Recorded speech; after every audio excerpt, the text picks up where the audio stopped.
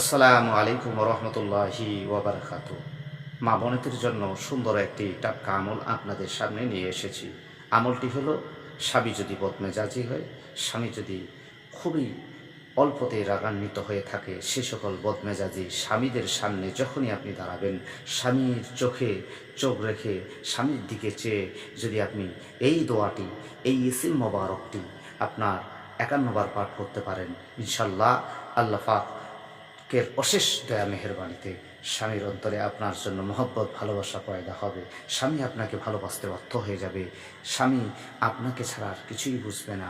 স্বামীর রাগ কমে যাবে। স্বামীর এই অযথা রাগান্বিত হওয়া এটা বন্ধ হয়ে যাবে। তো স্বামী চোখে চোখে চোখ রেখে যে দোয়াটি আপনি পাঠ করবেন, সে দোয়াটি হলো ইয়া মুক্তাদিরু, ইয়া মুক্তাদিরু, ইয়া মুক্তাদিরু।